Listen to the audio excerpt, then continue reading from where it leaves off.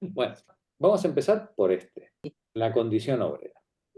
Yo ahora os voy a poner una foto del índice con los textos que vamos a trabajar y los que os dejo de deberes durante el mes de noviembre para quienes queráis leerlo. No vamos a leer la correspondencia y así nosotras nos centraremos en los textos más trabajados por ella de cara al público, ¿no? Para ser expuestos ante un auditorio o bien por escrito o bien oralmente. Comparto pantalla con vosotros. Aquí, como veis, aquí tenemos en el texto que vosotras tenéis. Este es el índice. Y entonces, bueno, pues aquí os he marcado en amarillo los textos que yo os propongo que leamos de este ejemplar, de este libro, ¿vale? La advertencia, la introducción de Robert Chavenier. Vamos a leer algunos fragmentos del diario de fábrica, pero como veis, os voy a proponer saltarnos todas las cartas. Vamos a ver la vida y la huelga de los obreros metalúrgicos, la racionalización, la experiencia de vida en la fábrica y de la segunda parte del texto, todo lo que se puede hacer provisionalmente, pues todo el capítulo completo, desde la página 259 hasta la 301, y de los anexos vamos a leer el escrito de Albertine Thévenon, que fue lo que Albertine propuso como prólogo a la primera edición de esta obra, La condición. Póstuma. Con lo cual, os propongo que le metamos el diente a Simone Weil desde la primera página, 16. la página número 11, advertencia. Adelante, Julián. Simone Weil publicó en su vida artículos en diversas revistas, pero no se editó ninguna obra, ya que trata de un estudio estructurado o de una reunión de texto. El libro, aparecido bajo el título de La condición ouvrière, 1951-1964, no fue, pues, preparado por la autora. La condición obrera obedece a las reglas de fijación de la mayoría de las recopilaciones de escritos de Simone Weil editadas por Albert Camus en la colección que él dirigía. Artículos publicados por Simone Weil o inéditos, proyectos de artículos, fragmentos y notas diversas, así como cartas, están agrupados según un principio temático que permite relacionar los textos escritos por la filósofa con las diferentes etapas del desarrollo de su pensamiento. Gracias, Julián. Vale, entonces, tengamos claro que el texto que vamos a leer es un texto que es una recopilación de escritos de ella, muchos de ellos ni siquiera fueron escritos para ser publicados, y esa recopilación pues obedece al trabajo de compilación de los amigos de Simón una vez muerta ella, especialmente a la recopilación hecha por Albert Camus en la colección. Muy bien. Os propongo que leamos la introducción que está en este libro. Está bastante bien escrita, bastante completa. Le hace un abanico completo sobre la obra de Simón y creo que puede ser un buen complemento para terminar de fijar la magnífica introducción que nos dio la semana anterior Emilia. Así que vamos a leer esto de Robert Chavenier. Robert Chavenier es un filósofo contemporáneo, es de nuestra quinta, de nuestra edad, francés, y es uno de los grandes conocedores y divulgadores de la obra de Simone Weil en Francia. Magdalena, introducción, Robert Chavenier a Marie Noël. Entrar en contacto con la vida real. La experiencia que tuvo Simone Weil del trabajo de fábrica no es la de una catedrática de paseo por la clase obrera. Carta a Albertín Tebeno. El trabajo de obrera, el alistamiento en España en 1936, los esfuerzos que hizo Simone Weil en Londres en 1942-43 para que los servicios de Francia Libre aceptaran lanzarla en paracaídas sobre Francia, a fin de procurarle la cantidad de sufrimiento y de peligro útiles que la preservara de ser consumida estérilmente por la pena. Carta a Maurice Schumann en el 155-156. Sí, es la referencia al documento. Así que están en las abreviaturas al principio, ¿no? Son etapas que corresponden menos a experiencias que a una serie de pruebas impuestas por una necesidad interior. Carta a George Bernanos. O por una vocación. Lee la nota 3, por favor. A Maurice Schumann, a propósito de la pena y del peligro que le son indispensables a causa de su conformación mental. Le precisa.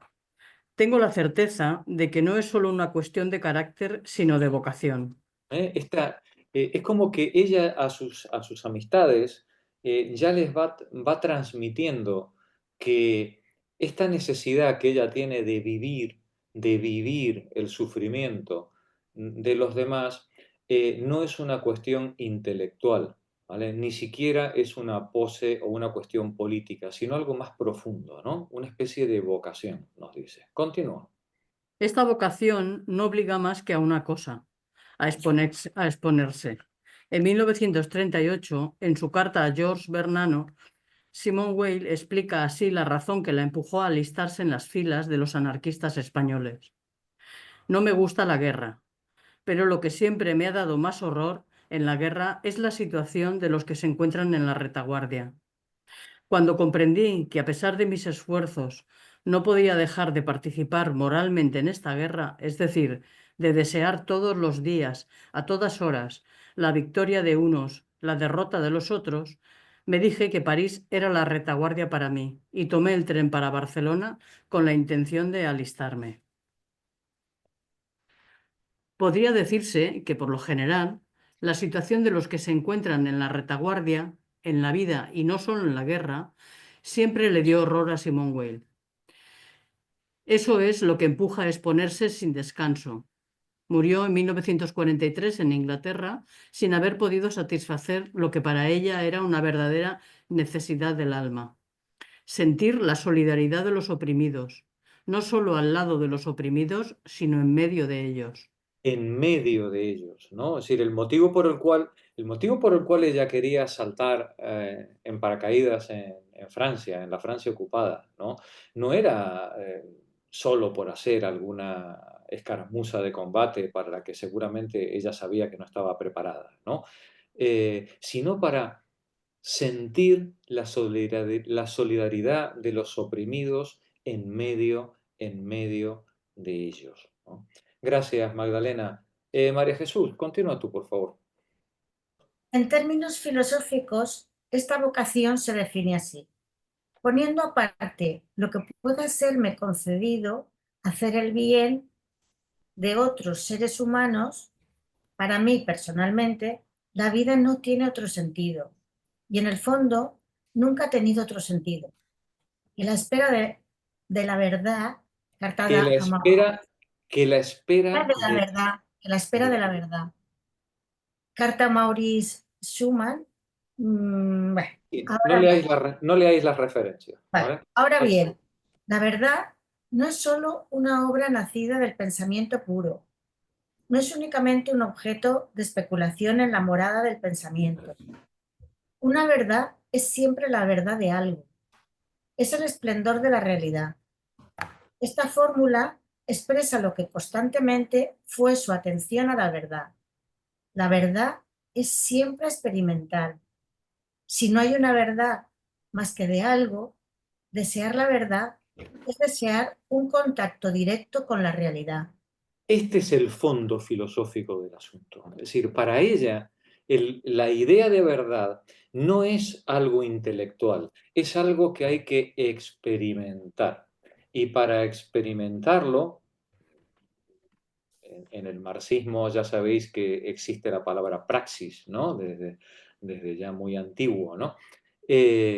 Para experimentar eso hay que hacer las cosas, hay que estar en el mundo. Por eso, este empeño, esta vocación de ella por estar junto a los que sufren, porque el sufrimiento, la injusticia, no es algo solo sobre lo que teorizar.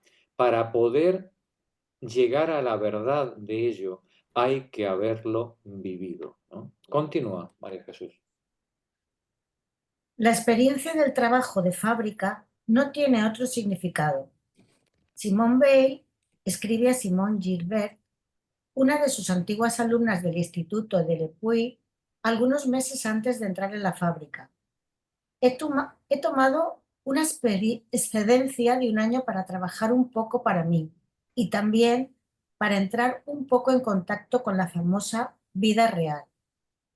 A la misma alumna le confía: después de 3 meses de vida obrera, tengo el sentimiento, sobre todo, de haberme escapado de un mundo de abstracciones y de encontrarme entre hombres reales. Albertine de Benot le escribe: esta experiencia, que se corresponde en muchos aspectos con lo que yo esperaba, pese a todo dista de ello un abismo. Se trata de la realidad, no de imaginaciones. El contacto con la vida real, añade Simone Weil, ha cambiado en mí no esta o aquella de mis ideas, al contrario, muchas se han confirmado, sino infinitamente más. Toda mi perspectiva sobre las cosas, el sentimiento mismo que tengo de la vida. La importancia de una prueba semejante para la reflexión filosófica y la acción política aparecen aún más claramente en la misma carta. Cuando pienso que los grandes jefes bolcheviques pretendían crear una clase obrera libre y que seguramente ninguno de ellos había puesto los pies en una fábrica y por consiguiente no tenían la más ligera idea de las condiciones reales que determinan la servidumbre o la libertad de los obreros, la política me parece una broma siniestra. Hay que creer que, a los ojos de Simone Weil, la experiencia de estas condiciones reales es esencial para la resolución de la cuestión de la opresión social, puesto que vuelve sobre el asunto en su conferencia sobre la racionalización en 1937. Seguramente los teóricos estaban mal situados para tratar este asunto, por no haber estado ellos mismos entre los engranajes de una fábrica. Probablemente Simone Weil sintió muy pronto las carencias del punto de vista filosófico y teórico. Cuando no se somete a la prueba de la realidad, ¿no le escribió ya a Alain durante el verano del 34 que, haciéndose obrera, iba a realizar un viejo sueño que alimentaba ya en los pupitres de Henry IV, boletín de la Asociación de Amigos, a Nicolás Lazarevich le confiaba en 1935. He podido realizar un proyecto que me preocupa desde hace años: trabajar en una fábrica. A su antigua alumna, Le Puy, le dice: lo deseaba desde hace no sé cuántos años. En julio de 1934, en una carta a Marcel Martínez, anuncia: probablemente voy a poder trabajar por fin en una fábrica, como sueño con hacerlo desde hace casi 10 años. Según Simone Petremet, Simone Weil había pensado realizar su proyecto después de haber obtenido la cátedra en 1931. Renunció provisionalmente a causa de la crisis que hacía estragos. Gracias, María Jesús. Mercedes, adelante tú. Analizar las causas de la opresión. Analizar las causas de la opresión. ¿Por qué decide hacerse obrera en 1934? Para comprenderlo hay que tener en cuenta un conjunto de elementos que conciernen a la acción y a la reflexión de Simone Weil desde los verdaderos comienzos de su vida militante en Le Puig en 1931. Los antiguos alumnos de la Escuela Normal Superior, llegados a catedráticos, enseñaban algunos años en institutos de provincias y se incorporaban luego bien a institutos reputados en París o en grandes ciudades, o bien en la universidad. Simone Weil pide un puesto en una ciudad obrera para el curso 1931-32 y es destinada al Instituto de Le Puig. Puede así frecuentar los medios sindicalistas de Saint-Étienne y dar cursos en la bolsa de trabajo. Establece relaciones amistosas y militantes, en especial con Hubert o Alberti Trevenon, que favorecen esos vínculos. Colabora en L'Effort, semanario del cartel leonés de la construcción, entre 1931 y 1934 y comienza a frecuentar desde 1930 al 31 a los militantes de la Revolución Proletarienne, fundada en 1925 por Pierre Monat y en la que colabora Boris Souberini. La revista publica análisis y documentos sobre el movimiento obrero y sobre la degeneración de la Unión Soviética, de la pluma de Pierre Pascal, Víctor Serge y Nicolás Lazarevic. Ya veis, cuando ella pide destino, ¿no? Ella podría haber pedido destino en cualquier pueblito de provincia y vivir la mar de tranquila, ¿no? Sí, pero el destino que ella pide es el de una localidad eminentemente fabril. Claramente, es decir, ella quiere aprovechar desde el primer momento, ella quiere aprovechar todas las oportunidades para entrar en contacto con esa vida del trabajo. Continúa, Mercedes, por favor. Tal es, podría decirse, el primer contacto de Simone Weil con la vida real. Su presencia en Le Puig no pasa desapercibida. Una catedrática de filosofía que acompaña a una delegación de parados y presenta sus reivindicaciones en la alcaldía. Una profesora que estrecha la mano de los parados empleados en partir piedras en una plaza, que luego los acompaña al café y que se manifiesta con ellos sin temer llevar la bandera roja. Todo eso constituye un verdadero acontecimiento.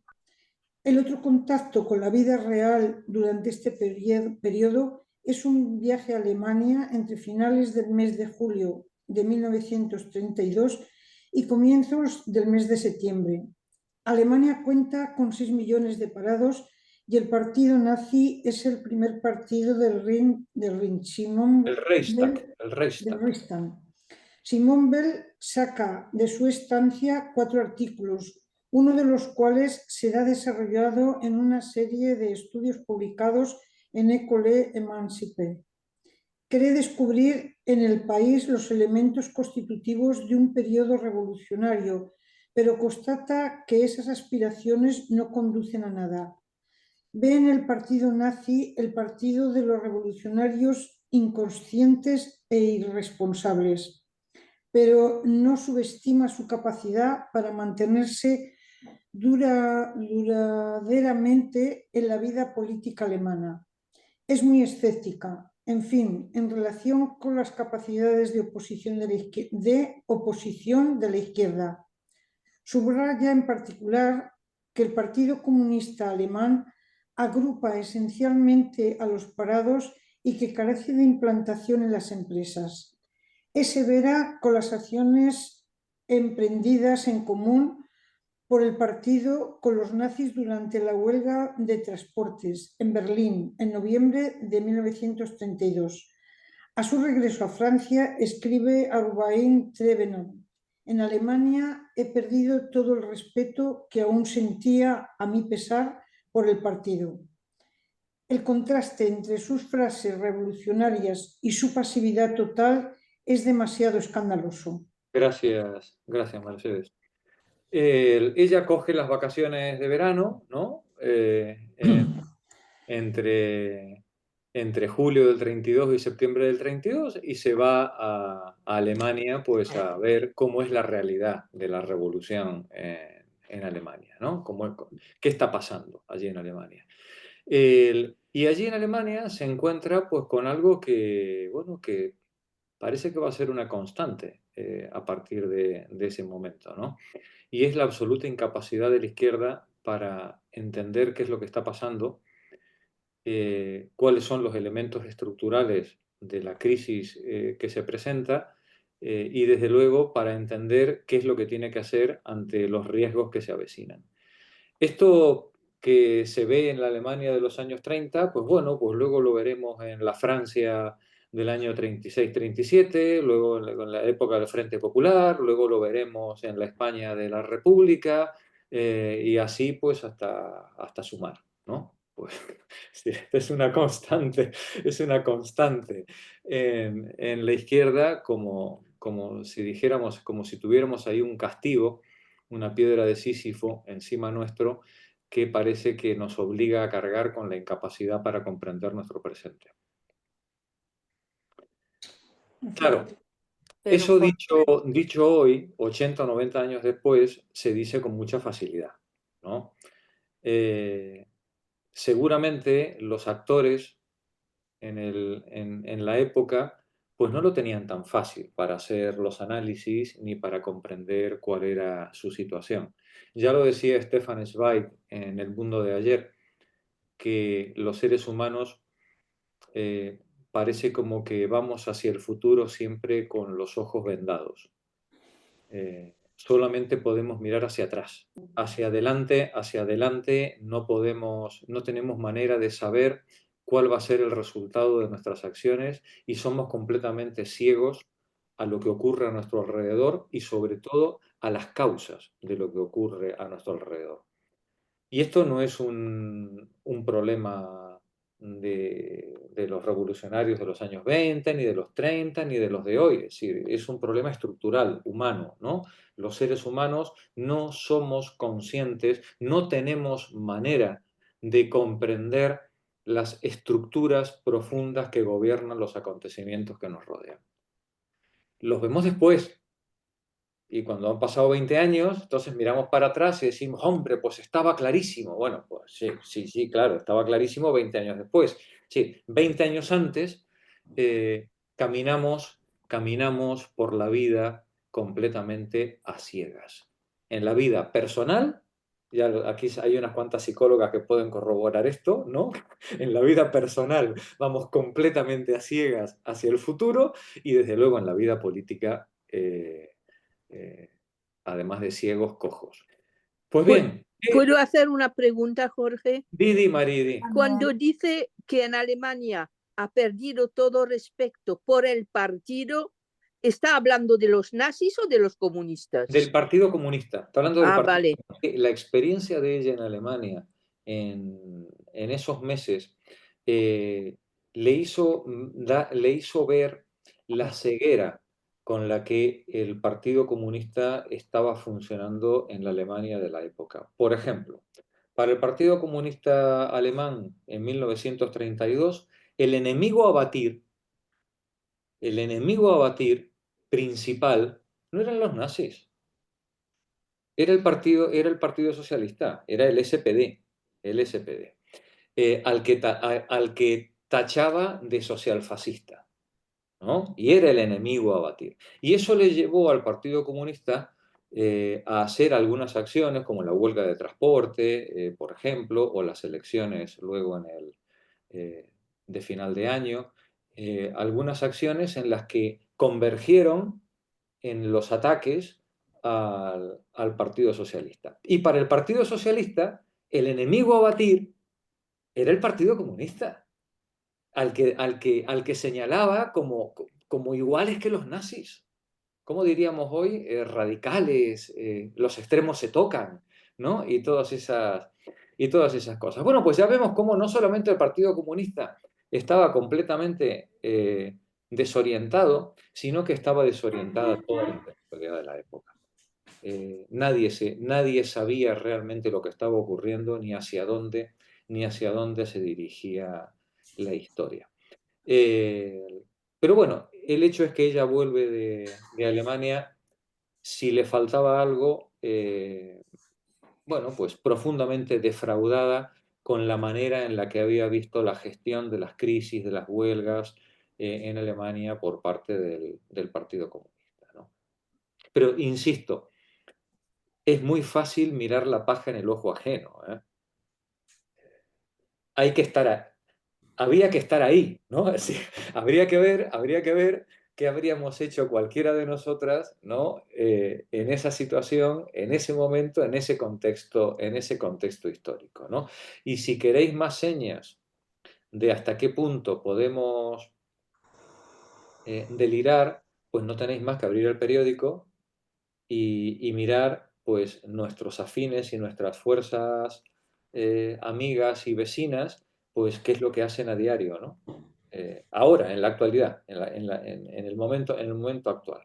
Entonces, bien, pues por eso, es decir, 90 años después, pues es muy fácil señalar y decir, ¿no? Pues habría que ver qué haríamos nosotras en esas circunstancias. Vamos a continuar la lectura. Paco, por favor. A las reacciones suscitadas. Bien.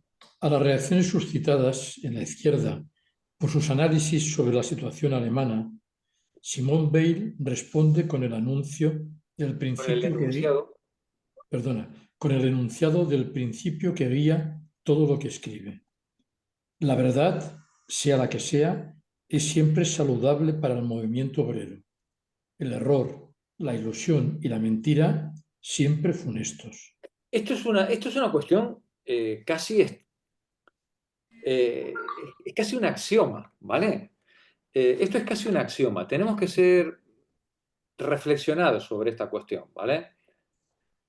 En la política es lícito engañar a los tuyos en aras de un bien superior. Simón, no voy a dar la respuesta, cada una tiene que dar la suya, ¿vale? Sí, sí. Luego están los pragmáticos, los realistas, los oportunistas, luego hay muchos estilos en política, ¿no? Bien, pues Simón lo que viene a decir es que al que le moleste lo que yo he dicho con respecto al Partido Comunista, pues que se aguante, ¿vale? La verdad, sea la que sea, siempre será saludable para la causa obrera, piensa Simone Weil, ¿no? En cambio, el error, la falsa ilusión, las falsas ilusiones, la mentira, siempre son funestos. Ahí lo deja ella, ahí lo dejo yo, y creo que es un tema para reflexionar, ¿vale? Porque muchas veces en los aparatos de partido, esto se discute. Se puede decir esto o se puede decir lo otro o conviene, ¿no? Es decir, claro, Simone Weil ha estudiado filosofía, ella no puede transigir con esta cuestión, ¿no? En todo caso, creo que es un asunto para la reflexión profunda de todas nosotras, ¿no? Es decir, ¿qué función cumplen la verdad y la mentira en la política? Y sobre todo, ¿qué función cumplen de cara a fortalecer nuestra fuerza interna, nuestra unidad interna y nuestra capacidad de acción, ¿no? ¿Qué función cumplen la verdad y la mentira? ¿Es lícito o es razonable o es práctico que el partido tenga una élite de intelectuales más o menos iluminados que deciden y que piensan sobre lo que van a transmitir a los demás o no? o el partido debe ser un lugar en el que se decide de forma horizontal todo y los líderes tienen simplemente que obedecer y seguir lo que las bases le han dicho que es su deseo. ¿Dónde reside la soberanía? ¿Dónde debe residir la soberanía popular? ¿En los líderes o en las bases? Son todas cuestiones de la política eternas, ¿no? En época de Simone Weil, en época de los griegos, clásicos y hoy, ¿no? La verdad, sea la que sea, es siempre saludable. El error, la ilusión, la mentira, siempre funestos. Adelante, Paco. Una cosa, en esto coincide totalmente con Hannah Arendt. Otra filósofa, claro. Claro. El problema de la política es que la política juega en un terreno de la ilusión y de la Yo posibilidad. diría del engaño. Sí, a veces no es el engaño, a veces es el optimismo, pero ¿qué distancia hay? ¿Qué separa la sana esperanza de la falsa ilusión? Ujú. ¿No? ¿Dónde está el límite entre la sana esperanza y la falsa ilusión? ¿Dónde está ese límite? Claro, desde un punto de vista filosófico es inaceptable. Sin esperanza. Yo tengo que trabajar con la verdad, me duela o no me duela, porque es la única manera de transformar la realidad. Claro. ¿Sí? Claro, ahora, ¿que eso lo debe hacer solo la élite dirigente del partido o esa verdad debe atravesar a todo Toda la el grupo capacidad social. social que está involucrado? Pues ya veis que en esta pequeña frasecita está incluida, o digamos, esta pequeña frasecita compromete muchos modelos de partido político. La manera en la que se ha entendido la política y el partido está atravesada por esta cuestión, entre otras, ¿no? Esta es una de Pero esta no tan pequeñita frase, No tan pequeñitas. Sí. no tan pequeñita, exacto, yo creo que no solo una reflexión para el modelo político, sino para prácticamente o todas las cuestiones de la vida. Porque, por ejemplo, en la profesión médica, en su relación con el paciente, no puede mentirle, o no debería, porque Claro. Pero entonces, por la misma regla de tres, tú entonces me dirías, Pepa, entonces hay que decirle a los niños que los Reyes Magos no existen. bueno, yo en mi caso es que ni lo practicaría. Vale. Fijaos, no, lo digo porque cuando los padres, en mi caso yo sí, yo he sido un monárquico No entiendo. Yo me llevé una gran desilusión, de entonces. toda la vida, ¿no? Eh, en mi caso, por ejemplo, a mí, digamos, yo creo que hay ciertas fantasías que no tienen por qué ser malas, ¿no? No tienen por qué ser malas ni ser dañinas. Pero lo que ocurre es que mi relación con mis hijos no es simétrica. Yo no trato a mis hijos como un igual. Ese es el problema. Es decir, yo a mis hijos les puedo engañar con una fantasía bonita o les puedo ocultar el peligro de cruzar un río para que no se asusten, ¿no? Para que no pasen un miedo innecesario de decir, bueno, pues no, o la tormenta, no, chicos, no pasa nada, esto es tal. Sí, yo puedo mantenerles en el engaño porque mi relación con ellos es asimétrica. Yo soy su cuidador, su tutor. La pregunta es que si el líder del partido o el líder de la secta o el jefe de gobierno va a tratar a sus conciudadanos como también si fueran menores de edad, a los que tiene que proteger de una verdad incómoda, o les va a tratar como unos iguales, como ciudadanos de pleno derecho. Claro. Sí. Ahí está la cuestión. Sí, yo no creo que la mentira sea mala en sí. ¿Cuántas veces tú te encuentras con tu vecino en el ascensor y le dices, ¡ay, qué alegría de verte! Y a lo mejor te cae como una patada en la tripa, ¿no? El vecino, ¡ay, qué alegría de verte! Bueno, eso se llama educación, ¿vale? Es decir, no todas las mentiras, no todas las mentiras son malas, ¿vale? De por sí. Pero Yeah. cuando tú te relacionas con los otros como iguales y como ciudadanos, lo que nos está diciendo Simone Weil es que la mentira, la falsa ilusión o el error son funestos. Las relaciones entre iguales tienen que basarse, dentro de lo que sea posible, siempre en la verdad. Jorge, Sabiendo que la palabra verdad también es una palabra muy elástica, ¿no? Y de eso de la verdad, pues bueno, ya veremos, ¿no? Pues lo que en cada momento consideremos o creamos que es, ¿vale? Por respeto a nuestros iguales, por considerarles ciudadanos o ciudadanas iguales que nosotros. Esta, digamos, es la reflexión, digamos, que habría que hacerse tanto en nuestros grupos de trabajo, en la fábrica, en la universidad, en el partido o en el gobierno. Cuando un gobierno oculta a la población determinadas cuestiones, por ejemplo, el 23F, ¿no? Mm. ¿Y cómo es posible, hombre? Que 40 años después sigamos, sigamos sin saber qué pasó ahí. Porque no nos están considerando mayores de edad. Debemos ser tutelados.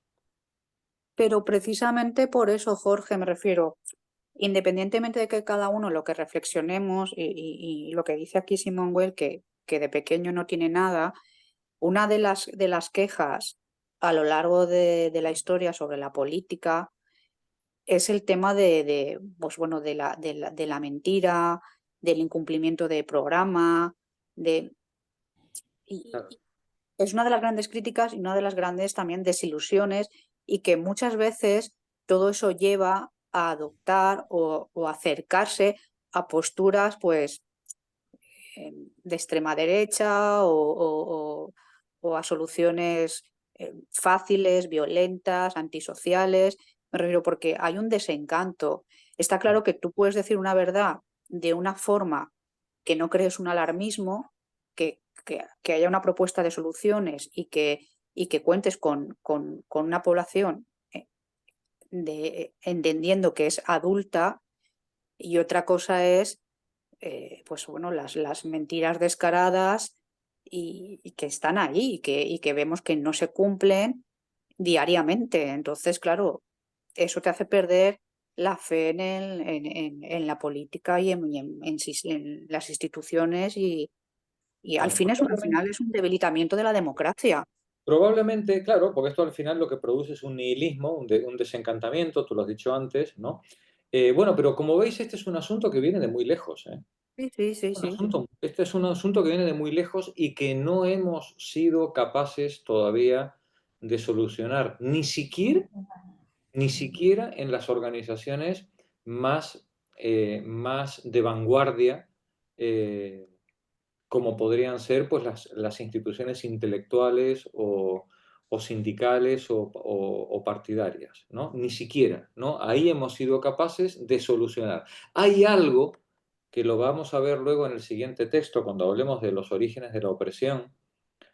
Hay algo que tiene que ver con los mecanismos institucionales que impiden o que ponen palos en las ruedas a que esta frasecita tan sencilla se pueda poner en marcha. Hay algo en el mecanismo institucional, en la manera en la que nos hemos organizado institucionalmente los seres humanos, sea en partidos, en grupos, en sindicatos, en lo que sea, ¿no? Que de alguna manera acaba en una lucha por el poder interna. que no tiene nada que ver Posible. o que digamos, no está directamente relacionado con las cuestiones de verdad o de mentira. Las luchas por el poder tienen una dinámica propia. Lo iremos viendo a medida que vayamos avanzando en el texto. Jorge, Ah, ¿puedo perdón. hablar? Di, Julián. Que por curiosidad he mirado el significado de saludable, de funesto, y es exactamente esto, que es origen de pesares o de ruina. O de ruina. Origen de pesares o de ruina. Sí, sí. Así es, así es. María Jesús, ¿ibas a decir algo? Sí, que, ¿cómo se entiende lo que ella habla de la espera de la verdad? Vuelvo arriba.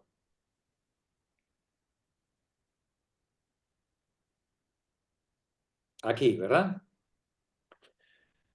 Sí, o sea, lo asocia a la realidad, pero no acabo de Claro. entenderlo. La palabra verdad es una palabra.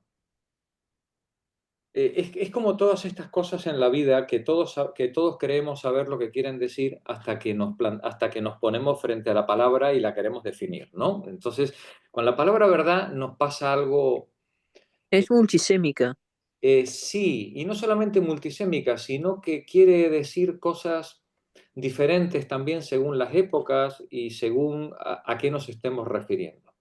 De forma estándar, podríamos decir que la verdad es que lo que tú predicas del sujeto se corresponde con los hechos. Ujú. ¿Vale? Una definición que podríamos decir filológica, ¿no? ¿Qué es verdad? ¿Qué es verdad? ¿Qué es verdad? Pues cuando la oración está predicando algo del sujeto que se corresponde con un hecho en el exterior. ¿Sí? Bueno, esta manera de entender la verdad te corresponde a un realismo ingenuo que ya desde época de Heráclito ya los seres humanos hemos desechado. Es decir, ahí fuera no hay ninguna cosa a la que podamos tener acceso, sobre la que podamos predicar absolutamente nada. ¿Vale? Ese es el problema. Digamos, el gran problema del conocimiento, es que nuestro conocimiento siempre es indirecto, derivado, relativo. ¿Vale? Lo que hay fuera no tenemos la menor idea qué es. Lo que nosotros creemos ver fuera es una representación mental que nuestro cerebro construye del mundo. Y lo que nosotros creemos ver fuera no es propiamente lo que hay fuera como lo que nosotros hemos hecho significativo. Nosotros le damos significado a las cosas que hay fuera en función de nuestras expectativas, de nuestras necesidades, de nuestras esperanzas, de nuestros miedos, en función del lenguaje en el que hemos nacido, la religión en la que nos educamos, la familia, la clase social a la que pertenecemos. Y entonces, el mismo cúmulo de seres de la botánica que hay en el mundo no lo ve igual una señora que tiene una floristería que un señor que tiene una industria maderera, que un niño que está pintando el dibujo que la maestra le dijo que pintara el bosque, ¿no? Es decir, cada uno ve en ese cúmulo botánico cosas diferentes. Eso es lo de la reseña. Lo que es significativo para cada uno en ese momento. Claro, dicho así, podríamos decir entonces que vivimos en un idealismo absoluto y por tanto, como decía Berkeley, pues todo me lo he fabricado yo y por tanto es todo absolutamente subjetivo. Y tampoco es así.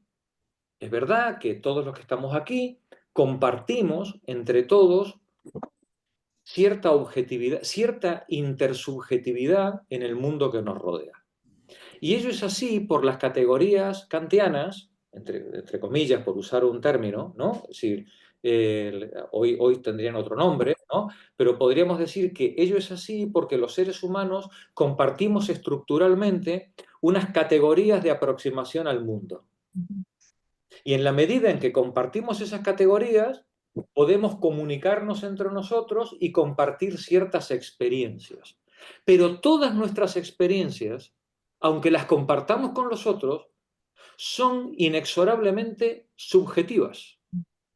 Lo que compartimos con los otros son los elementos estructurales que hemos heredado a partir de nuestra genética, ¿no? Nuestros 5 sentidos, nuestra razón, nuestra inteligencia, la vista, ¿no? O las categorías culturales en las que nos hemos educado, el lenguaje, la religión, las expectativas políticas, la clase social. Bien, con todo esto nosotros compartimos un mundo con los demás, ¿vale? Claro, nos dice Simone Weil al final, y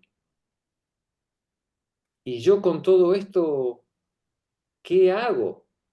Y dice ella, para mí, poniendo aparte lo que pueda serme concedido hacer por el bien de otros seres humanos, para mí, personalmente, la vida no tiene otro sentido que la espera de la verdad.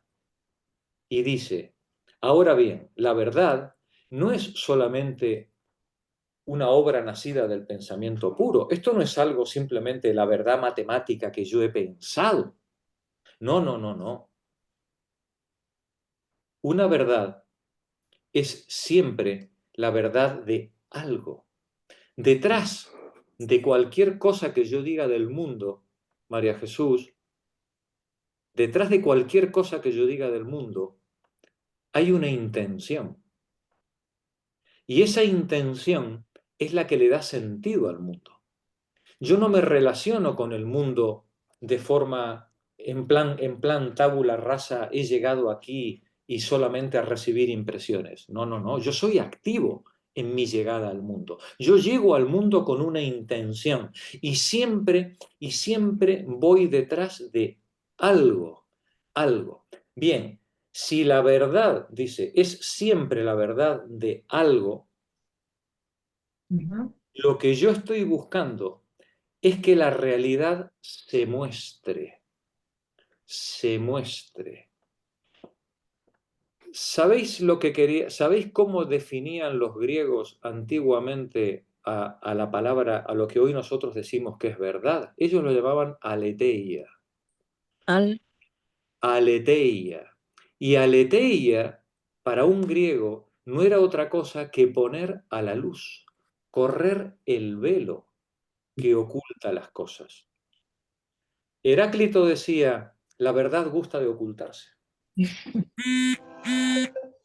La verdad nunca está y la verdad siempre se esconde. A la verdad le gusta esconderse. A la cosa le gusta esconderse. Dice, por tanto, si yo quiero ir a por la verdad, lo que tengo es que ir a correr ese velo. Y para correr el velo de la realidad, yo tengo que entrar en contacto directo con ella. Yo nunca voy a saber lo que es el sufrimiento sin haber sufrido. Nunca voy a saber lo que es el color rojo sin haberlo visto. Nunca voy a poder saber cómo suena un trombón si no lo he oído. Nunca. Es decir, por mucho que lo intelectualice, por mucho que me lo cuente, es más, y permitidme que me ponga romántico, nunca voy a saber lo que es el amor sin haberlo vivido. ¿Sí? Bien, pues el amor, el miedo, el sufrimiento, la verdad, eso no es algo que se piensa, nos va a decir Simone Weil, es algo en lo que estás. Estás. Que luego, además de estar, tienes la capacidad intelectual para formalizarlo, para transformarlo en unas oraciones con significado y transmitirlo de alguna manera intelectualmente a alguien, oye, pues entonces además escribes un libro sobre la verdad. ¿Vale? Pero la verdad, primero, se vive, luego se piensa, se formaliza y después, si eres capaz, la transmites, ¿no? Pero cuando la transmites, lo que vas transmitiendo es tu verdad. Sí, sí, lo que pasa que, como dijimos antes, compartimos con los otros seres humanos elementos intersubjetivos que nos permiten comunicarnos, ¿vale? Sí, sí. Y esto tiene que ser, y ahora os pido que seamos, os pido un nivel, un salto de abstracción, ¿vale? Imaginaos otro ser racional y cognitivo que no fuera humano. Un marciano. Sí, un marciano, por ejemplo, ¿no? ¿Vería el mismo bosque que vemos nosotros? El bosque está ahí, ¿eh? La cosa está ahí fuera. Pero donde nosotros vemos un bosque, ¿qué vería el marciano? Lo vería según su intención, según sus significados y su aparato cognitivo. Esto quiere decir que quizás no sería posible una intersubjetividad con otro ser racional que esté demasiado alejado de nosotros. Y que lo que nosotros consideramos mundo y que lo que nosotros consideramos objetivo, bueno, pues no deje de ser una subjetividad relativamente compartida con nuestros iguales. ¿Puede ver el mundo igual la hormiga o el oso hormiguero? Pues no. ¿No? ¿Puede ver igual el mundo el capitalista que el obrero que trabaja en una fábrica de Bangladesh?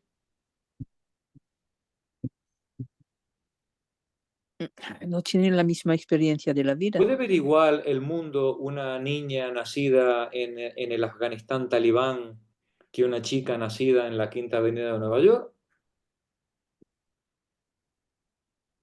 Pues seguramente no, ¿verdad? Y eso no quiere decir que el mundo que están viendo sea mentira. Esto es lo importante. Los mundos que ellas están viviendo corresponden a verdades diferentes, Pero que han pueden vivido, empatizar. en las que están instaladas de manera diferente. Pues bien, nos dice Simón, si yo quiero saber lo que es el sufrimiento, lo que es la opresión, tengo que estar con los oprimidos. Esto no es una cuestión de reflexionarlo o de escribir un tratado. Hay que vivirlo. Tengo que estar ahí. Y después de estar ahí, ver si soy capaz De de transmitirlo. escribir ese tratado. Cuidado, que el tema es muy importante y lo vais a ver más adelante, porque lo que va a decir Simón es que a partir de ciertos niveles de opresión, el ser humano empieza a perder la facultad de reflexionar. Es decir, hasta alguien como ella, una señorita de clase alta, hiperformada en la más alta escuela de filosofía de Francia, después de un año o dos machacada en una fábrica, no piensa en otra cosa que en ver si va a ser la hora extra o no va a ser la hora extra para ganarse el pan con el que comer al día siguiente. Es decir, esa realidad en la que ella se instala puede llegar a ser tan opresiva, que estando instalada en ella, ya no sea capaz de pensarla. Nunca he podido vivir esa. Esta es parte, digamos, de la enseñanza, o las lecciones que creo que nos puede transmitir Simone Weil, ¿no? En esta cuestión, ¿no? Lo terrible que puede llegar a ser el sufrimiento y la opresión, que terminan incapacitando a la persona hasta para poder pensar en ello. Y estamos hablando de alguien que fue entrenado para pensar. Pues bien, el sufrimiento termina eliminándole las últimas herramientas que ella podía tener. Vamos a verlo más adelante de su propia boca, ¿no? Muy bien, vamos a continuar la lectura. Paco, vuelvo al texto donde nos habíamos quedado. La experiencia alemana, conjugada con la de la situación de los sindicatos y de los partidos revolucionarios en Francia, conduce a Simone Weil a escribir para la Revolución Proletarienne un artículo que titula Perspectivas, agosto de 1933. En él afirma que en lo sucesivo hay que considerar el régimen stalinista no como un Estado obrero estropeado, sino como un mecanismo social diferente, definido por los engranajes que lo componen y que funciona conforme a la naturaleza de esos engranajes. Es también sensible a la novedad de las formas adoptadas por el capitalismo. Al frente de las empresas, los técnicos de dirección reemplazan al capitalista y toda la evolución de la sociedad actual tiende a desarrollar las diversas formas de opresión burocrática y a darles una especie de autonomía en relación con el capitalismo propiamente dicho. Es también deber nuestro definir este nuevo factor político más claramente de lo que pudo hacerlo Marx. Aquí ella, ella ha sido una atenta lectora del Capital. No, Simón no está hablando de oídas, ¿vale? Luego ya veremos muchos análisis que ella hace, demuestra que el tema se lo sabe, ¿vale? El tema se lo sabe. Ella cuestiona del análisis del Capital que el factor de opresión no es solamente la extracción de plusvalor. O digamos, no consiste solamente en la extracción de plusvalor. En la fábrica hay una manera de organizar la actividad que tiene la estructura de una opresión burocrática. El capitalista en la gran industria ya no está en la fábrica. El capitalista está tomándose un té o cazando por ahí. En la fábrica lo que hay es un gerente, un montón de ingenieros, técnicos, cuadros intermedios, encargados, capataces. Hay una estructura de mando que, representando al capitalista, se ocupa de la extracción de plusvalor. Pues bien, esa estructura, los técnicos que conforman esa estructura, arman una forma de organización del trabajo y de disciplinamiento del trabajo que es independiente del modo capitalista de producción. Y ahí tenemos el régimen stalinista.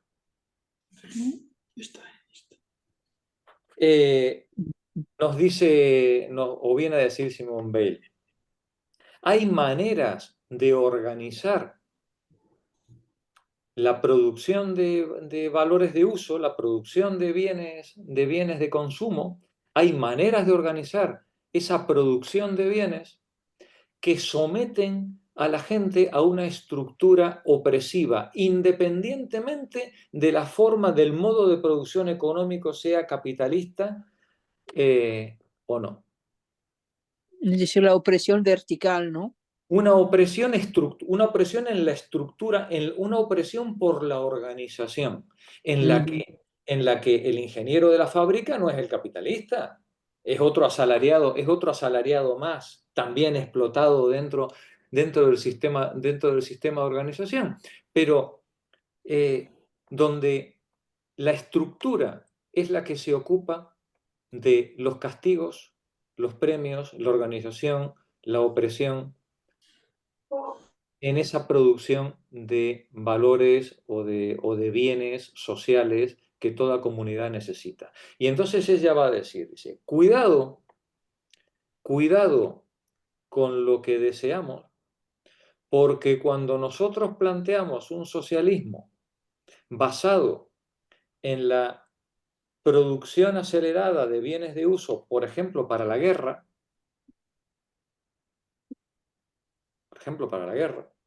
¿no?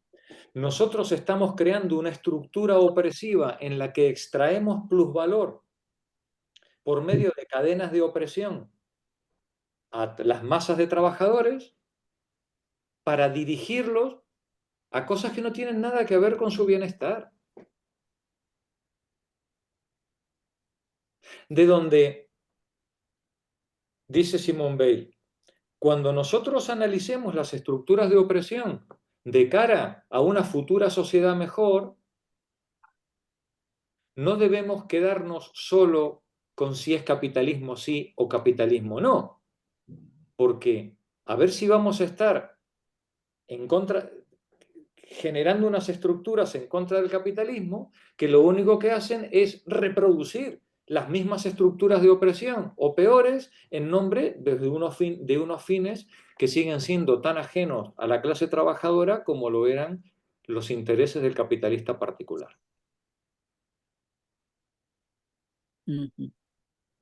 Por eso ella dice, el régimen estalinista no es que es un Estado que fallido o que mira es que salió mal. No, es un mecanismo social diferente.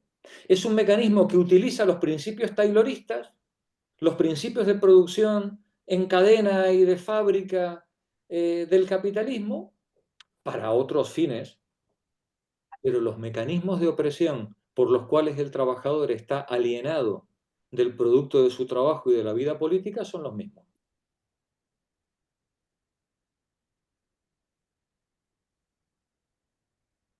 Esto lo está diciendo Simone Weil, ¿eh? No yo, ¿vale? Es decir, ahora lo que pasa es que yo me entusiasmo hablar, ¿no? Y parece que lo estoy diciendo. Perdón, Parece que lo estoy Jorge, diciendo. una pregunta. Nos está diciendo un poco, pues esto, que el partido, en este caso el stalinista o el leninista, el partido, el aparato, lo que se llamaba antes, puede perfectamente sustituir a ese capitalismo. Pero esto lo estamos viendo también aquí, en la sociedad moderna. Totalmente. El IA, el cómo los propios trabajadores, el sistema los está poniendo en competencia para que sean ellos mismos los que se carguen a los otros. Es decir, que esto es terrible porque, claro, sí, ya lo vino el 32 o 30 y tantos, ¿no? Pero... Lo que está viendo Simone Weil en el 32 es el germen de una manera de organizar la sociedad que se basa en la opresión burocrática. Y eso, está diciendo ella, cuidado que eso que estamos viendo en el capitalismo no es un problema solo capitalista, ¿eh? Es perfectamente exportable a cualquier otro sistema que mantenga la alienación dentro del sistema de trabajo. El problema de la opresión burocrática es que el oprimido no siempre está excluido de la toma de decisiones. En el capitalismo, porque los fondos del dueño de la fábrica en las Islas Caimán no le competen al trabajador. En el socialismo de Estado, diría ella, porque los fines que se ha propuesto la organización burocrática del partido del Estado no le permite al trabajador ni acceder ni formar parte de la cadena de toma de decisiones. Y por tanto el trabajador vive siempre alienado y oprimido. Y no tira, y no tira con bala de fogueo, ¿eh? Todo lo que hemos visto en el siglo XX peca en buena parte de este problema. Y es otro, antes decíamos la verdad y la mentira era uno de los problemas que no habíamos sido capaces de resolver, ¿no? Bien, pues la opresión burocrática que señala Simone Weil en estos textos es otro de los problemas que no hemos sido capaces de resolver. Porque si tú te quieres enfrentar al capitalismo, tendrás que ser capaz de producir más cañones y más fábricas y más mantequilla que los capitalistas, ¿eh? Y eso no se hace votando, ¿eh? Eso se hace con una férrea organización y opresión burocrática. No se pueden producir excedentes de producción suficientes para combatir al capital si no es mediante un sistema de opresión salvaje de extracción de plusvalor. ¿Que es con otros fines? Perfecto, pero el sujeto sigue alienado, ¿eh? Y el sujeto sigue oprimido. Y al que se le ocurre protestar, lo apalean o lo meten en la cárcel o... Lo mandan al gulag. En el capitalismo por díscolo y en el otro por contrarrevolucionario. Es decir, el problema que está señalando Simón no es un problema menor, ¿vale? No es un problema menor. Y puesto que hemos empezado el seminario planteando el problema de si es lícito o no decir las verdades o callárnoslas, ¿no? Pues bueno, pues este asunto que creo que es doloroso para muchos de nosotros, pues es un asunto que deberíamos, pues por lo menos meditar, ¿no? Pues por lo menos meditar. Y se puede utilizar a nuestros compatriotas, a nuestros compañeros de trabajo o a nuestros compañeros de partido como meros medios para nuestros fines, por gloriosos que sean nuestros fines, o deben ser siempre considerados fines en sí mismos. Esto lo planteaba Kant, ¿eh? Esto viene de muy lejos, ¿eh? Esto viene de muy lejos, ¿vale? Entonces, claro, si nosotros queremos considerar a los demás como fines en sí mismos y, por tanto, en su dignidad humana, estas estructuras opresivas no tienen cabida. Y si estas estructuras opresivas no tienen cabida, explícame cómo vas a combatir a los misiles nucleares de los norteamericanos. El problema es que si creamos una estructura opresiva que permita combatir los misiles nucleares norteamericanos, en el hipotético caso de que ganáramos, ¿con qué nos íbamos a encontrar? Con una gigantesca estructura dictatorial y opresiva. Y entonces diría Simone Weil, chacho, para ese viaje no te hacen falta esas alforjas, ¿eh?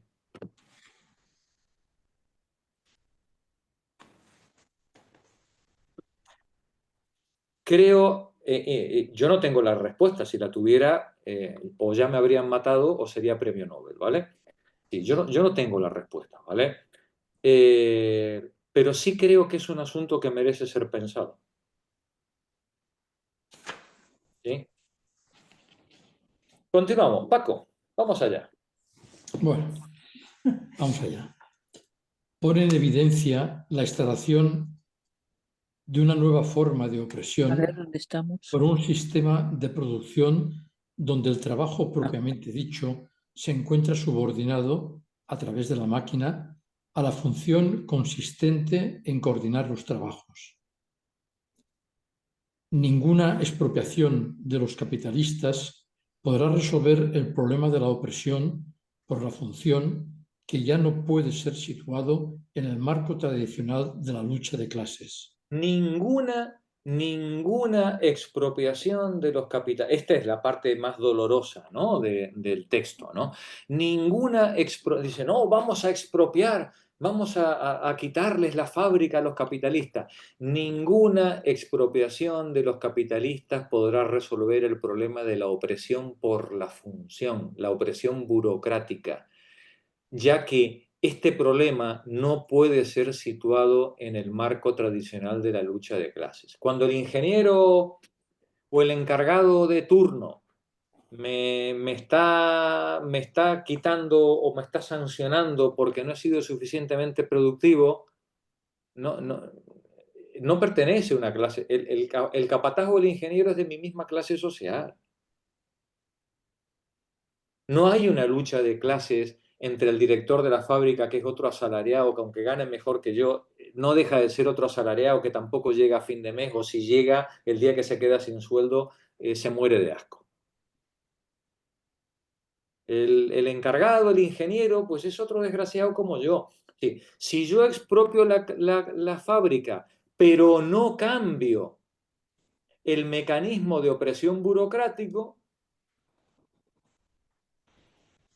la opresión por la función va a seguir funcionando exactamente igual, sea un capitalista el dueño de la fábrica o sea el Estado, como le queramos denominar, anticapitalista de turno. El sistema opresivo va a seguir funcionando. Adelante, Paco, continúa. La división de clases... La división de clases hoy ya no se da entre los que compran la fuerza de trabajo y los que la venden, sino entre los que disponen de la máquina y aquellos de quienes la máquina dispone. Los que disponen de la máquina y aquellos de los que la máquina dispone. Continúa. Al poder mantenerse la opresión por la función independientemente de la propiedad de los medios de producción, en manos de los explotadores de la fuerza de trabajo, resulta de ello una transformación completa de la cuestión social. ¿Cómo pueden transformarse las propiedades sociales del maquinismo? ¿Cómo transformarlas de manera que se restablezca el dominio que el individuo tiene como función propia ejercer sobre el sistema de producción y sobre la máquina? Cuestiones tanto más difíciles de analizar cuanto que la situación de instrumento pasivo de la producción impuesta a la clase obrera apenas la prepara para tomar las riendas de sus propios destinos. Tremendo el párrafo este, tremendo. Fijaos que en muchas de estas cosas que nos está contando Simone Weil, claro, suena Marx, ¿no? Es decir, aquí está sonando el Capital, ¿no? Es decir, claro, cuando Marx está, o Owen, o Robert Owen, por ejemplo, están tan empeñados en la formación de la clase obrera, ¿no? En que hay que arrancar al capital horas de tiempo libre y mejoras salariales para que la clase obrera pueda formarse, pueda formarse intelectual y moralmente, y así cuando llegue el momento de la expropiación pueda hacerse cargo de la fábrica. Claro, lo que está diciendo Marx o lo que dicen Owen es: necesitamos hacer de este instrumento pasivo que es hoy la clase obrera, un mero alimentador de la máquina, ¿no? Necesitamos hacer un ser consciente, autoconsciente, autónomo y capaz de tomar decisiones.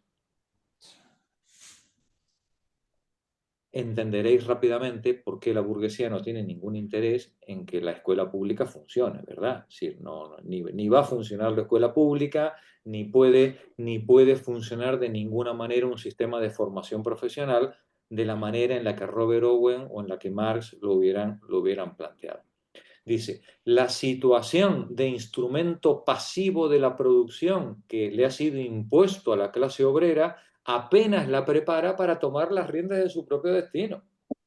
Ahora, el capitalista se muere, o lo matamos, o los obreros toman la fábrica y no son capaces de poner en marcha ni las bobinas. Porque toda su vida han hecho un trabajo parcial. Porque no han sido formados en la visión de conjunto de los problemas de la fábrica.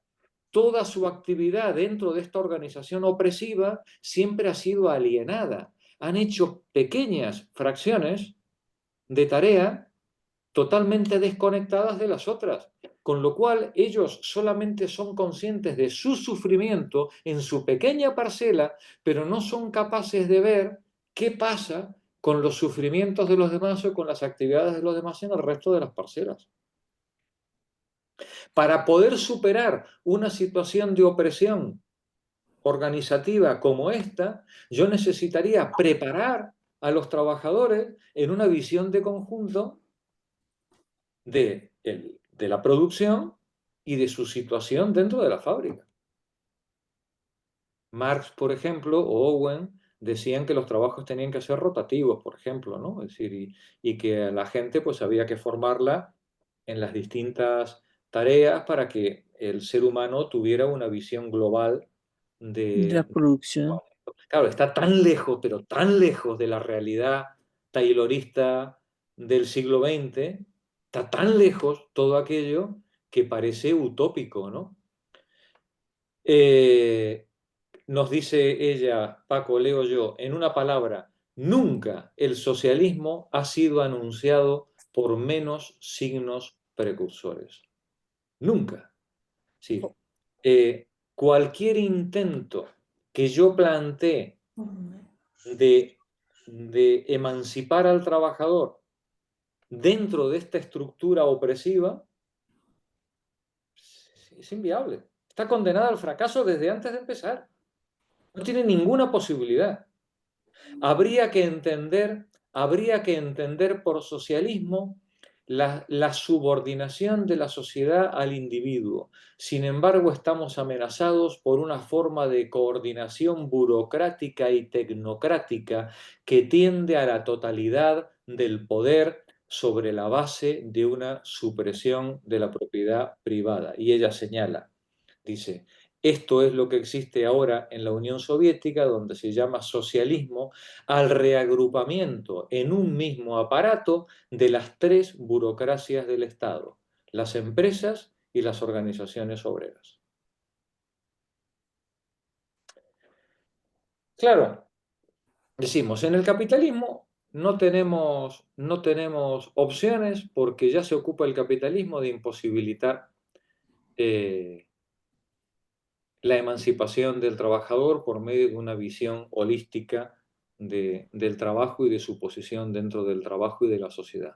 Dice, pero el opositor en su época, el Estado estalinista, lanzado en una carrera de hiperproducción para combatir al capitalismo en su mismo terreno, en el terreno de las armas, en el terreno de la productividad, en el terreno de la ciencia, en el terreno de la tecnología, bueno, pues lo que ha desarrollado es una coordinación burocrática y tecnocrática que tiende a la totalidad del poder.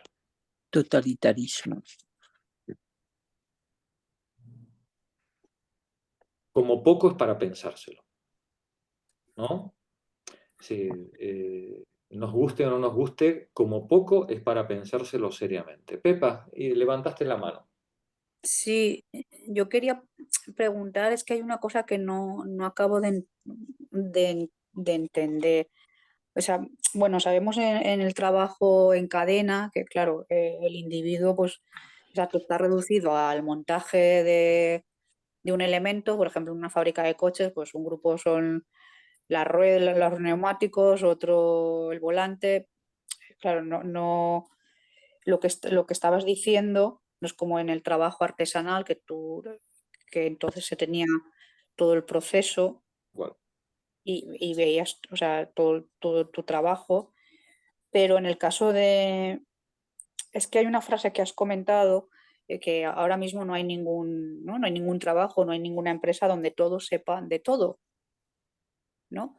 Pero en el caso, por ejemplo, de los encargados o encargadas, que sí que tienen que tener conocimiento de todo el funcionamiento de la empresa, incluso a veces si hay una persona que se ausenta por X motivo, puede entonces pues ponerse en caja o ir a almacenes o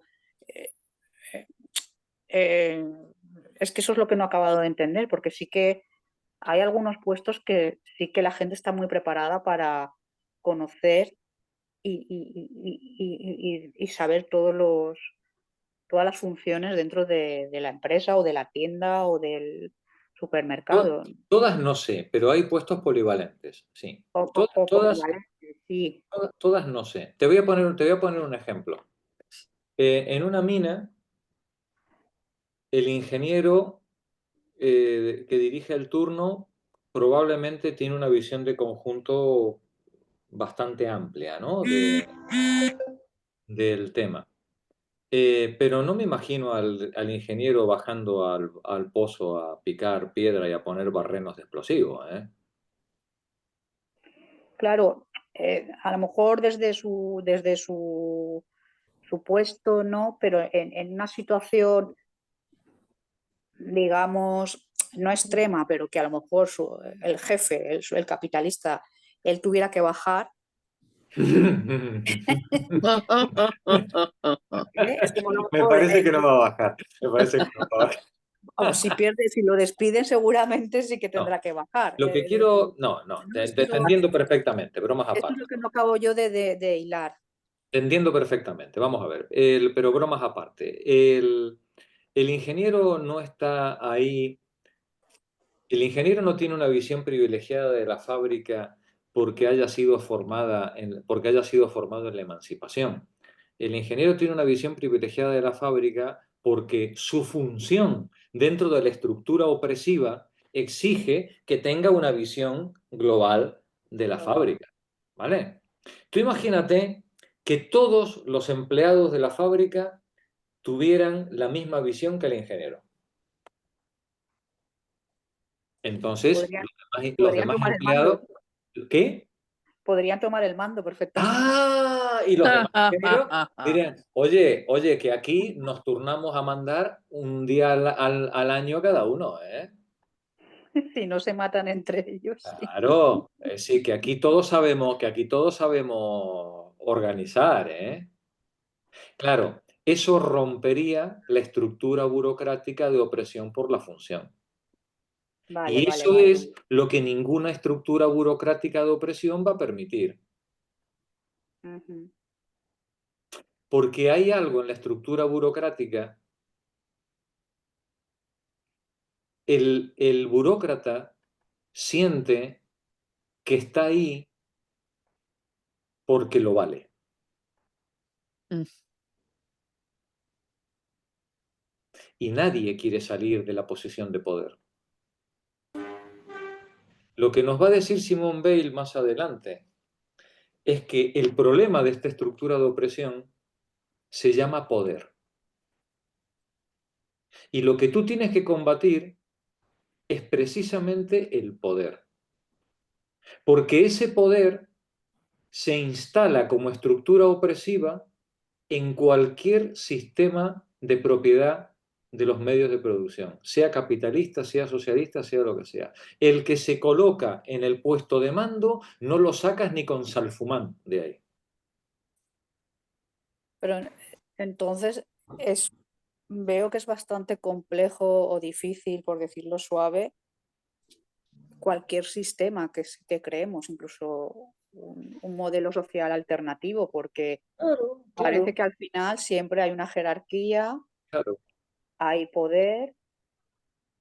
Hay algo en el poder, nos dice Simone Weil, hay algo en el poder que hace que el que lo agarra no lo suelta ni a palos. Y eso lo vemos hasta en una asociación de vecinos. Sí, Es que sí. no hace falta irse al partido político ni a la fábrica. Lo ves en una asociación de Boy Scouts. Pues igual es que va intrínseco con el ser humano. No, ella no diría tanto, ¿eh? Ella no No, diría pero tanto. que claro, Lo que ella diría es que hay maneras de organización que tienden a consolidar estructuras de clase. Y esas estructuras de clase, las camarillas, no tienen por qué ser dependientes de la propiedad de los medios de producción. ¿De dónde? De dónde cuando queramos combatir al enemigo, sea cual sea el enemigo, tenemos que ser muy conscientes que los medios que pongamos y la estructura que pongamos para combatirlo, que no esté reproduciendo las estructuras de poder y de opresión que queremos combatir. Porque si reproducimos esa misma estructura, Volvemos a caer en el mismo. nos vamos a encontrar con lo mismo después. ¿Y ese Y eso crees, no- Jorge, que es el matiz que le hace a Marx? Sí, sí, sí. Bueno, no lo digo yo, lo dice lo dice el autor del... Y creo que Que no sí. es una cuestión, no es solo una cuestión de deslocalizar los medios de producción en una clase concreta. No, claro. El problema es que la estructura organizativa, pero es que lo vemos lo vemos en los partidos políticos, Pepa. Partidos políticos de cuatro gatos. Sí, sí, sí. Cuatro gatos malparidos. ¿Vale? Sí. Y en cuanto uno asoma la cabeza o una asoma la cabeza como jefecilla, madre mía, no la sacas ni con una guillotina de ahí. Cuatro gatos malparidos y no hay dinero por medio. No hay, que no es todo, no es solo una cuestión de capital, ¿vale? Hay algo en la manera de organizarnos que tiende a la reproducción de estas estructuras opresivas. Y entonces se ningunea a la gente, se hacen camarillas de secretismo alrededor de los elegidos, las elegidas, ¿no? Si no invitas a Menganito o a Sultanita al debate, porque ese no, porque ese es tronquista, yo qué sé. Yo sí que creo que hay algo de Por condición eso digo que humana igual en ahí eso. hay algo, ¿Sabes? ay, perdona, Pepa, que igual hay algo, no sé, en nuestro ser, independientemente de la educación, pero el tema a lo mejor de los egos. Igual Pepa como psicóloga, porque es que se da en todas partes, exacto, desde una asociación de vecinos, que a lo mejor bajan 4, pero el que más tiempo tiene es el que más manda, o exacto, una estructura política, una estructura profesional, una relación, que hay muchas relaciones asimétricas. Es que, bueno, Es que es muy complicado. yo creo que es que el problema es que relacionarnos desde la igualdad es lo más difícil del mundo. Porque entonces eres, o sea, o sometes o eres sometido. Y la igualdad es como que no la acabamos de pillar, ¿no? En todas partes, porque Pepa también. Seguramente en nuestro mundo, en el que hemos sido educados en estructuras opresivas, es muy difícil imaginar un modo de relacionarnos diferente, ¿no? Porque todas hemos sido educadas en una estructura opresiva, ¿no? Y las mujeres que os voy a contar en el patriarcado, ¿no? Es decir, las mujeres habéis mamado la opresión desde antes de nacer, ¿no? Cuando hemos leído, por ejemplo, en años pasados a Levi-Strauss en Tristes Trópicos, que es un texto que de verdad nunca voy a dejar de recomendar, una de las cosas que más llama la atención en algunas de las tribus del Amazonas con las que se encuentra Levi-Strauss es la igualdad radical. Igualdad radical, cuando hablamos de igualdad radical, estamos hablando de una organización social suficientemente igualitaria como para que nadie se atreva a erigirse en portavoz de nadie. ¿Vale? Porque además en cuanto alguien asoma un poco la cabeza, rápidamente se le tacha de endemoniado y muere misteriosamente una mañana sin que nadie sepa cómo fue, ¿no? Sí. Esto lo vemos también en algunas tribus, en algunas descripciones que nos hacen de tribus del Kalahari en Centroáfrica, ¿no? Esa igualdad radical existe, o existió. Lo que es difícil de imaginar es cómo eso se puede organizar en un sistema de producción masivo de bienes de consumo. Entonces, quid de las cooperativas. Por ejemplo, una cooperativa sería un ejemplo de igualdad radical dentro de un sistema productivo, ¿no? ¿Puede una cooperativa funcionar sin mecanismos de poder endémicos que estén funcionando, impidiendo la democracia interna, bueno, pues Simone Weil nos diría, ahí es donde tienes que mirar. Magdalena, tenías la mano levantada. Primero la ha pedido Nani. Nani. Nani, no, habla, Nani. Si No, yo solamente quería decir que también la sociedad y los mecanismos se encargan, ya no el ejemplo que ha puesto Jorge sobre los partidos, que son 4 matados o 4 matadas, que no hay dinero. Hay otra cosa que se llama prestigio, porque en los medios de comunicación sale o escribe ese artículo, que si no fuera nadie no se lo publicarían.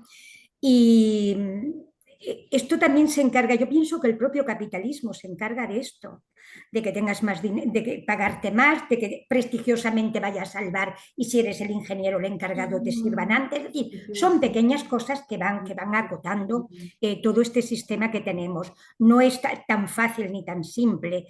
Y un poco por las cooperativas, y termino, que comentabas.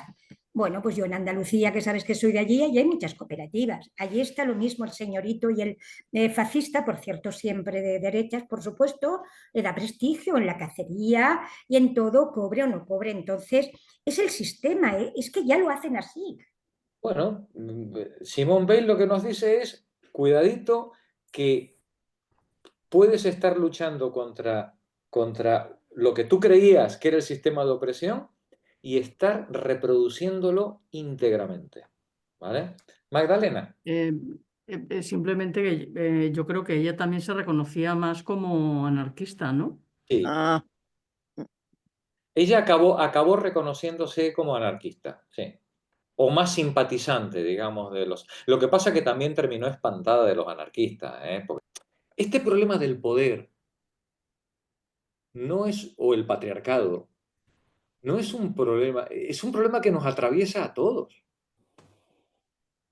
Este es digamos, la enseñanza que deberíamos sacar de Simone Weil con respecto al poder, o del feminismo con respecto al patriarcado, es que no es algo que esté instalado en un sistema productivo determinado. No, esto nos atraviesa a todos.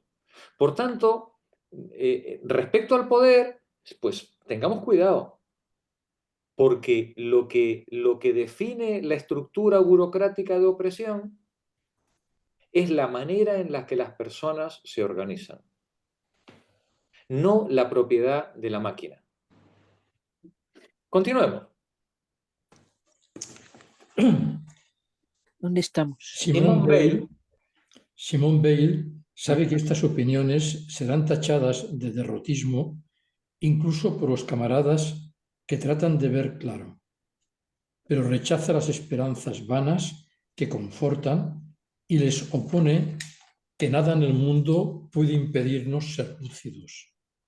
Dice, claro, si ya sé que me vais a decir que soy ceniza, que soy contrarrevolucionaria, que vosotros estáis prometiendo que vamos a asaltar el Palacio de Invierno y vamos a tomar el cielo, el proletariado va a tomar la fábrica y sé que me vais a decir que estoy pinchando globos. Sí, pero nada en el mundo puede impedirnos ser lúcidos. Es nuestra responsabilidad. Salvo que estemos en política, pues solo para medrar.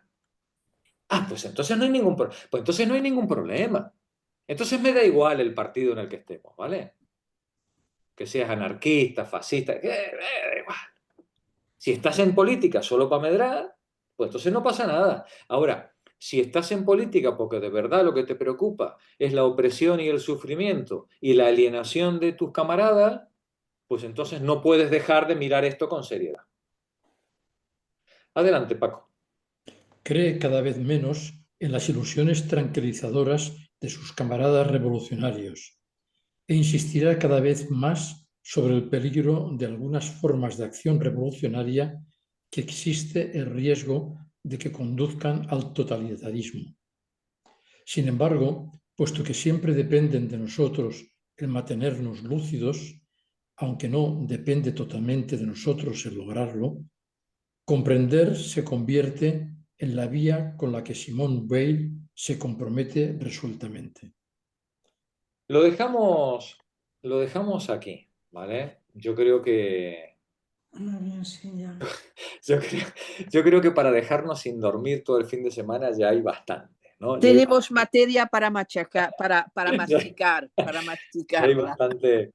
Sí, insisto que no hace falta que compartamos lo que está diciendo, ¿eh? No, no hace falta que estemos de acuerdo en todo lo que dice, pero cuidado, que está tocando hueso, ¿eh? Está tocando hueso. Es muy fácil criticar la miopía de las posturas ajenas cuando uno no ha sufrido lo mismo que han sufrido ellos, ¿vale? Es muy fácil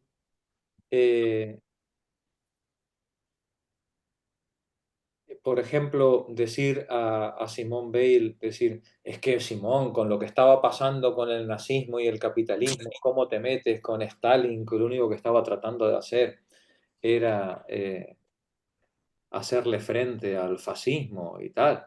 Ya, pero había que aguantar también a los estalinistas de la época, ¿eh? No hay como tratar y relacionarte bien con un dogmático para salir corriendo.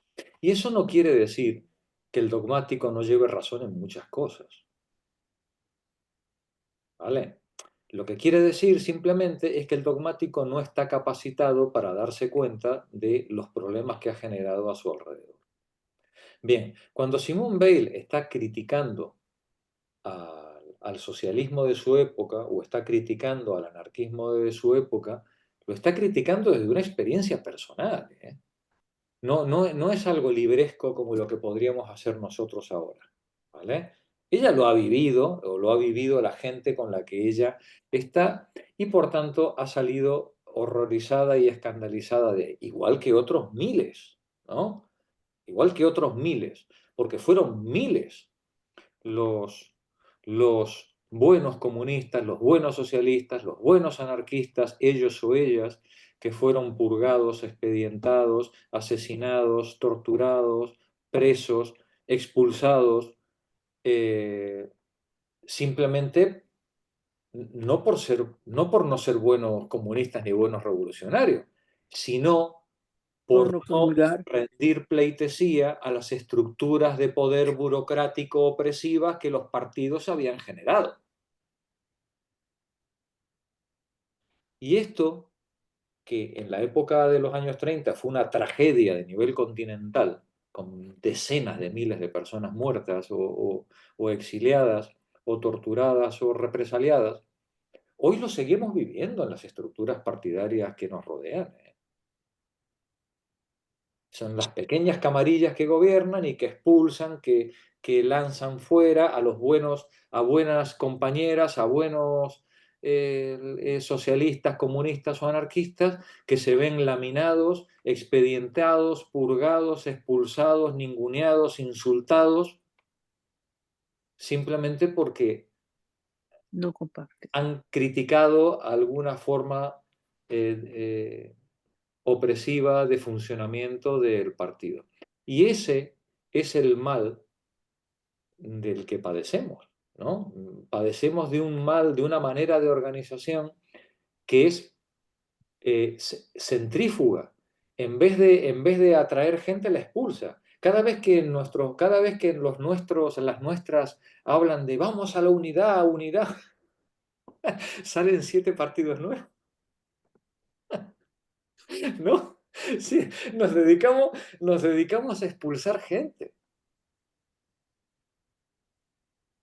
Bien, pues Simone Weil ya en los años 30 nos estaba diciendo, cuidado con las formas de organización, porque esas formas de organización reproducen las estructuras de alienación y de opresión.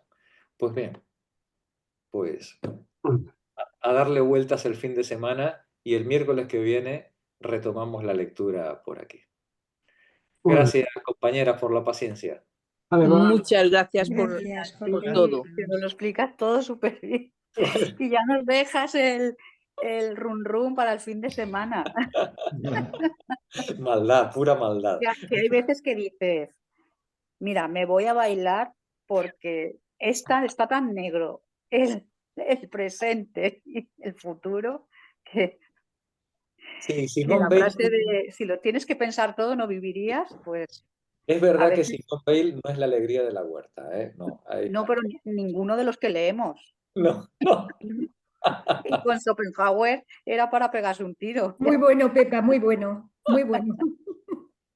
Así que a Tal veces cual. dices, voy a coger el lado más banal esta tarde o esta Sí. noche porque no puedo con el mundo. Ahí está. Muy bien.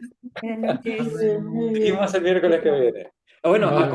acordaos que ahora el jueves tenemos un acto muy importante sobre el derecho a la vivienda y los pisos turísticos aquí en Borrul 25, ¿vale? Estáis todas invitadas, ¿vale? Mañana a las 7 de la tarde, ¿vale? Gracias. No tengo cohete para venir. Ahí. Vale. Buena semana. Adiós. Buena semana. Buen fin de semana. Adiós. Buenas noches, un abrazo a Bona todas. nit a tots.